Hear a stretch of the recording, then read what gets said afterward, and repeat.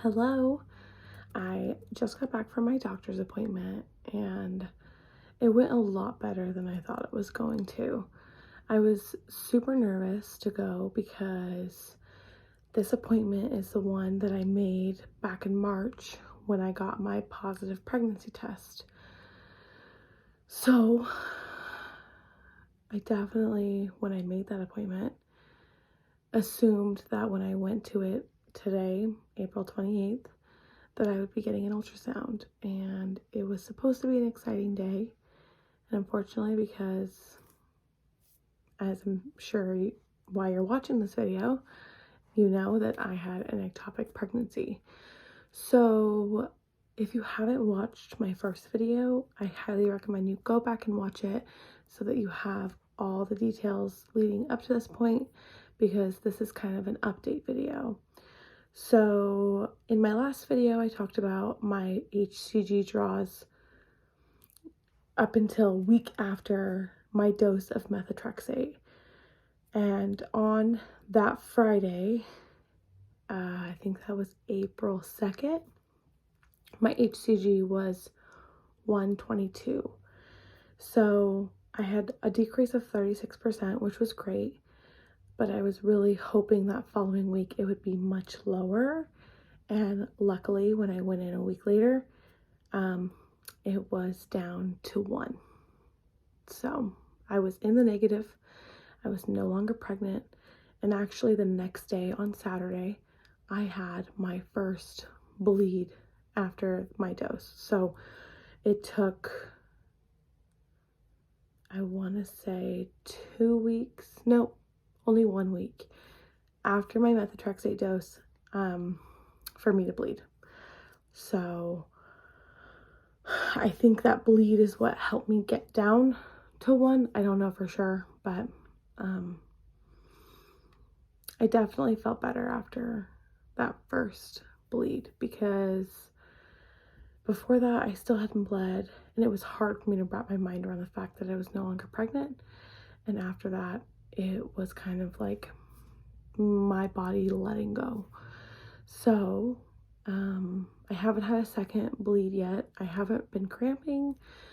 My symptoms after that, after my body got back to 1 HCG, have been really mild, and I honestly feel like myself again.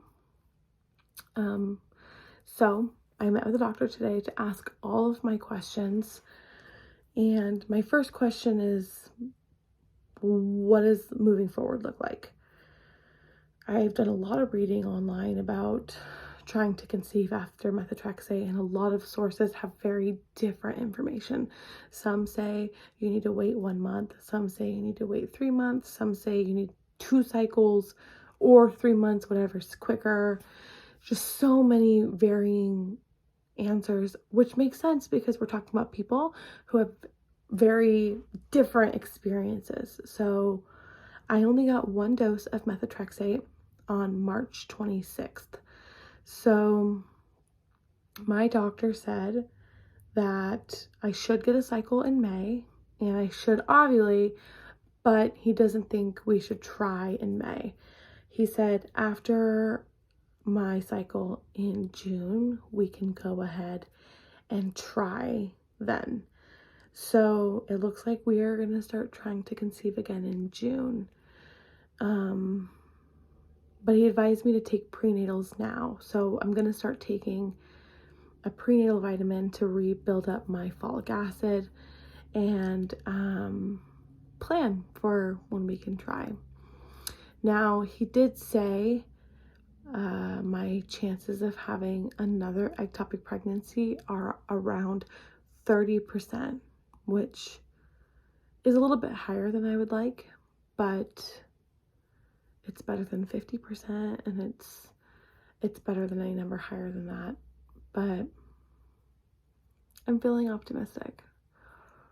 I'm back in a positive headspace. I'm still sad.